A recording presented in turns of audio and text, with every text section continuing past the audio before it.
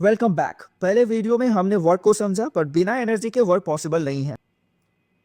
ये वीडियो आपके एग्जाम्स के 60% न्यूमेरिकल पोर्शंस को कवर करता है, जैसे कि काइनेटिक एनर्जी, पोटेंशियल एनर्जी और वो लीजेंडरी वर्क एनर्जी थ्योरम। सब कुछ सिंप्लीफाइड वर्जन में मिलेगा। Energy is the capacity to do work. इसका यूनिट भी जूल है, क्योंकि जितनी एनर्जी होगी उतना ही काम हो पाएगा। एक बात याद है, तो एनर्जी का जो एसआई यूनिट होगा वो आपका जूल होगा, और सिमिलरली एनर्जी का जो सीजीएस यूनिट वो आपका अर्ग होगा। एनर्जी के कुछ लार्जर यूनिट्स भी होते हैं, जैसे कि वॉट आवर और किलो वॉट आवर। देखिए, 1 वॉट आवर जो होता है वो आपका 3600 जूल के इक्विवेलेंट होता है, और 1 किलो वॉट यानी कि इसमें हम लोग 1000 यूनिट्स का इंक्रीजिंग कर रहे हैं, तो ये आपका 3.6 इंटू 10⁶ जूल के इक्विवेलेंट होगा। और भी दो अदर यूनिट्स हैं जिसे हम लोग अपने डेली लाइफ में यूज करते हैं, जैसे 1 कैलोरी जो है वो आपका 4.18 जूल के इक्विवेलेंट होता है, और 1 इलेक्ट्रॉन वोल्ट वो आपका 1.6 टाइम्स 10⁻⁻19 जूल के इक्विवेलेंट होता है। सबसे पहले समझते हैं मैकेनिकल एनर्जी होती क्या है। सिंपल वर्ड्स में कहूँ तो किसी भी बॉडी के पास उसके स्टेट ऑफ रेस्ट या फिर उसके स्टेट ऑफ मोशन के वजह से जो एनर्जी होती है उसे हम मैकेनिकल एनर्जी कहते हैं। ये भी एक स्केलर क्वांटिटी है, और इसकी भी जो एसआई यूनिट होती है वो आपकी जूल, और सीजीएस यूनिट आपकी अर्ग होती है।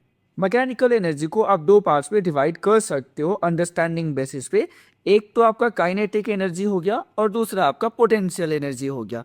और मैकेनिकल एनर्जी जो होता है वो आपका काइनेटिक एनर्जी और पोटेंशियल एनर्जी दोनों के सम के इक्विवेलेंट होता है। बात करते हैं काइनेटिक एनर्जी की।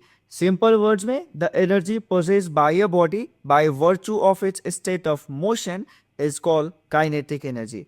यानी अगर कोई चीज चल रही है तो उसके पास काइनेटिक एनर्जी है। फिजिक्स में हम लोग काइनेटिक एनर्जी को के ई से रिप्रेजेंट करते हैं। के ई जो होता है वो कहीं ना कहीं आपका half M V A square के इक्विवेलेंट होता है। यहाँ एम है मास और वी है आपका स्पीड। पर आईसीएसई बोर्ड में इतना सिंपल सवाल नहीं पूछता है। बोर्ड का फेवरेट फॉर्मूला थोड़ा अलग है। वो काइनेटिक एनर्जी को जोड़ता है मोमेंटम, जो कि P = mv होता है उसके साथ। यानी कि काइनेटिक एनर्जी का फॉर्मूला जो हमारे क्लास 10 में होगा वो आपका P² डिवाइडेड बाई 2m होगा। बोर्ड्स में डायरेक्ट एनालिटिकल क्वेश्चंस आता है। If the momentum of a body is double keeping mass constant, what happens to its kinetic energy. रटना नहीं है, फॉर्मूला देखो। आपको P को डबल करोगे तो उसका स्क्वायर यानी काइनेटिक एनर्जी 4 टाइम्स बदल जाएगी, और अगर मोमेंटम ट्रिपल हुआ तो काइनेटिक एनर्जी 9 टाइम्स हो जाएगा। डायरेक्ट 2 मार्क्स आपकी पॉकेट में है। तो अगर दुनिया में कोई भी ऑब्जेक्ट्स मूव कर रही है और उसके अंदर काइनेटिक एनर्जी है, तो वो इन तीनों में से कोई एक ही होगी। जैसे पहला है आपका ट्रांसलेशनल काइनेटिक एनर्जी। देखिए, इसको हम लोग समझते हैं। जब भी कोई बॉडी एक स्ट्रेट लाइन में चल रही हो, जैसे एक कार रोड पे चल रहा है, या फिर कोई एक मॉलिक्यूल्स जो कि मोनोएटॉमिक गैस है और वो एक स्ट्रेट लाइन में चल रहा है, तो आप समझ सकते हो उसके अंदर ट्रांसलेशनल काइनेटिक एनर्जी है। सेम रोटेशनल काइनेटिक एनर्जी, मतलब जब भी कोई बॉडी अपनी ही एक्सिस पर गोल गोल घूमे, जैसे कि एक रोटेटिंग व्हील या फिर एक स्पिनिंग टॉप, जिसे आप लोग लट्टू भी बोलते हैं।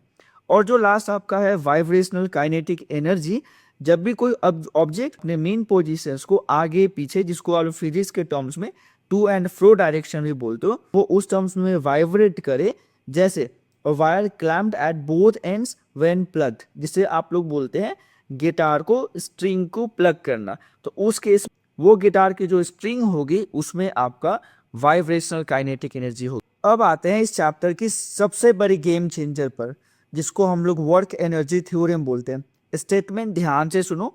Work done by all the forces acting on a body is equal to the change in its kinetic energy. मान लो एक गाड़ी यू जो है एक इनिशियल वेलोसिटी से चल रही है, आपने पीछे से धक्का लगाया, मतलब कहने का आपने फोर्स दी, और उसकी स्पीड बढ़कर फाइनल वेलोसिटी v हो गई। तो आपने कितना काम किया, इसी को हम लोग वर्क एनर्जी थ्योरम से फाइंड आउट करते हैं।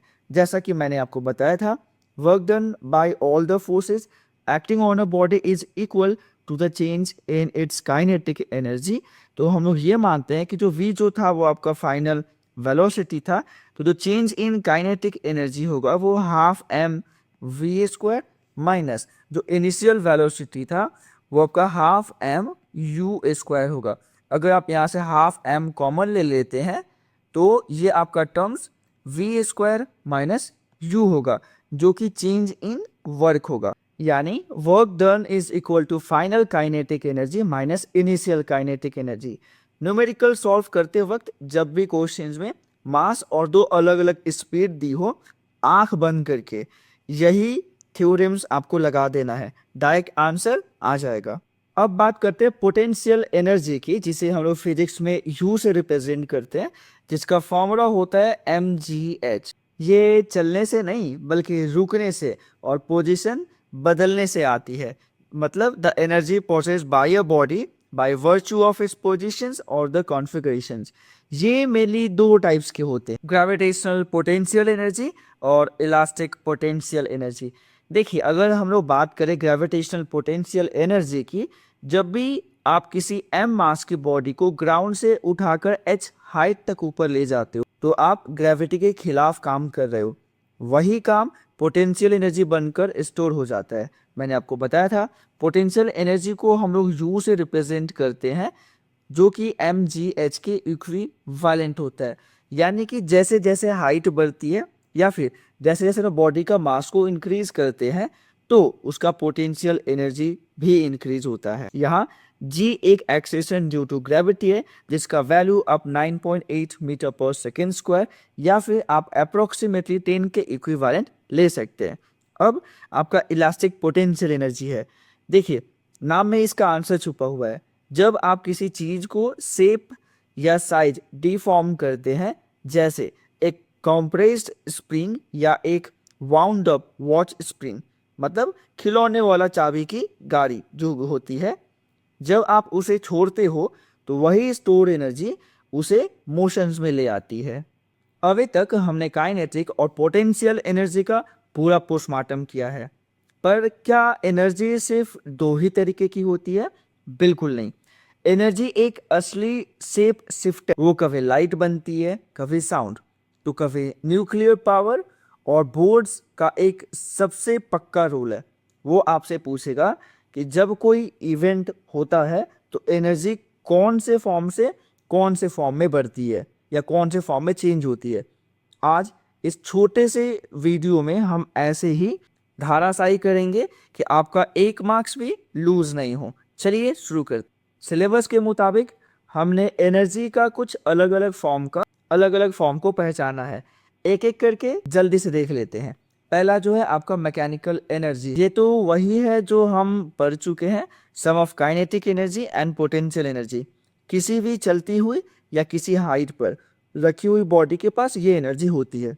दूसरी जो है वो आपके हीट एनर्जी, जब आप कोल, ऑयल या गैस को बर्न करते हो और जो एनर्जी रिलीज होती है, ये बेसिकली मॉलिक्यूल्स का रैंडम मोशन की वजह से आती है। उसके बाद जो है आपका इलेक्ट्रिकल एनर्जी, जब फ्री इलेक्ट्रॉन्स मूव करते हैं तब जो एनर्जी मिलती है, जिससे आपका फ़ोन चार्ज हो रहा है और ये वीडियो चल रहा है, तो उसको हम लोग इलेक्ट्रिकल एनर्जी बोलते हैं। उसके बाद जो आती है आपकी न्यूक्लियर एनर्जी, मतलब ये बहुत ही पावरफुल एनर्जी होती है। जब एक हेवी न्यूक्लियस स्प्लिट होता है, जिसे हम लोग फिजिक्स के टर्म्स में फ्यूजन बोलते हैं, या दो लाइट न्यूक्लियस फ्यूज होते हैं जिसे फ्यूजन बोलते हैं, तो मास का एक छोटा सा हिस्सा बहुत बड़ी एनर्जी में कन्वर्ट हो जाता है। उसके बाद जो आता है लाइट एनर्जी, ये वो एनर्जी है जिसकी हेल्प से हम लोग किसी भी ऑब्जेक्ट को देख सकते हैं। साउंड एनर्जी, ये भी एक फॉर्म ऑफ एनर्जी होती है जिसकी वजह से हम लोग किसी भी चीज़ों को सुन पाते हैं। अब आते हैं ब्रह्मांड के सबसे बड़े नियम पर, law of conservation of energy. बचपन से सुनते आ रहे हो पर एग्जाम में कॉपी पेस्ट सही से करना है। देखिए, लॉ ऑफ कंजर्वेशन जो एनर्जी है वो ये कि energy can neither be created nor be destroyed but it can be change one form to another. इसका मतलब पता है क्या? यूनिवर्स की टोटल एनर्जी हमेशा कांस्टेंट रहती है। ना तो हम एक सिंगल जूल एनर्जी खुद से बना सकते हैं, ना ही हम लोग डिस्ट्रॉय कर सकते हैं। हम बस उसकी ड्रेसिंग बदल सकते हैं, यानी उसका फॉर्म चेंज कर सकते हैं, और इसी बदलाव को हम कहते हैं transformation of energy. ICSE board के गिव रीजंस और एमसीक्यू वाले सेक्शंस ए में यहाँ से क्वेश्चंस पक्का आते हैं। इन 4 एग्जांपल्स को दिमाग में फिट कर लो। देखिए, फोटोसिंथेसिस के केस में आपका लाइट एनर्जी चेंज होता है केमिकल एनर्जी में। देखिए, फोटोसिंथेसिस जो होता है बेसिकली वो एक प्लांट फैक्ट्री के लिए हेल्पफुल होता है। कैसे? ग्रीन प्लांट्स अपना खाना खुद बनाती है। वो क्या करते हैं? सन से लेते हैं सोलर एनर्जी, जिसको हम लाइट एनर्जी बोलते हैं, और उसे कन्वर्ट कर देते हैं केमिकल एनर्जी में, जो उनके फूड में स्टोर हो जाता है। सेकेंड जो है आपका थ्रोइंग अ बॉल। देखिए, बॉल को थ्रो करने के लिए जब आप एक बॉल को ऊपर फेंकते हो तो आपकी बॉडी की जो मस्कुलर एनर्जी है वो बदल जाती है बॉल की काइनेटिक एनर्जी में, और जैसे जैसे बॉल ऊपर हाइट पर जाती है वो काइनेटिक एनर्जी कम होने लगती है और वो आपका पोटेंशियल एनर्जी में चेंज हो जाती है। तो थ्रोइंग अ बॉल में मस्कुलर एनर्जी चेंज होता है काइनेटिक एनर्जी में, और काइनेटिक एनर्जी चेंज होता है पोटेंशियल एनर्जी में। थर्ड जो है वो आपका टॉयज विथ कीज है, जिसे हम लोग द बाउंड स्प्रिंग के नाम से भी जानते हैं। देख, बचपन में चाबी वाली खिलौना गाड़ी से खेले हो? जब आप चाबी घुमाते हो तो स्प्रिंग कंप्रेस होती है और उसमें इलास्टिक पोटेंशियल एनर्जी स्टोर हो जाती है। जैसे ही गाड़ी को छोड़ते हो वो पोटेंशियल एनर्जी बदल जाती है काइनेटिक एनर्जी में, और गाड़ी धूम मचाने लगती है, मतलब चलने लगती है। फोर्थ जो है आपका बॉ एंड एरो है, जिसे हम लोग तीर कमान भी बोलते हैं। देखिए, तीर चलाने के लिए आप क्या करते हो? स्ट्रेचिंग अ बॉ। जब आप स्ट्रिंग को खींचते हो तो उसमें पोटेंशियल एनर्जी होती है, और जैसे ही तीर को रिलीज करते हो वही पोटेंशियल एनर्जी एरो को काइनेटिक एनर्जी देकर तेजी से आगे भेजती है। तो देखा आपने, एनर्जी नए रूप लेती रहती है पर खत्म कभी नहीं होती है। इसके साथ हमारे चैप्टर का कोर थ्योरी पार्ट भी कंप्लीट होता है। आज का हम लोग एक बोर्ड चैलेंज लेते हैं। जब एक हाइड्रो इलेक्ट्रिक डैम से पानी नीचे गिराया जाता है टरबाइन पर इलेक्ट्रिसिटी बनाने के लिए, तो वहाँ कौन कौन से एनर्जी ट्रांसफॉर्मेशन होते हैं? सीक्वेंस वाइज कमेंट सेक्शन में बताओ, देखते हैं कौन सही चेन बनाता है। वीडियो अच्छी लगी हो तो लाइक और दोस्तों के साथ शेयर करना मत भूलें। मिलते हैं नेक्स्ट वीडियो में, तब तक के लिए पढ़ते रहो और मचाते रहो।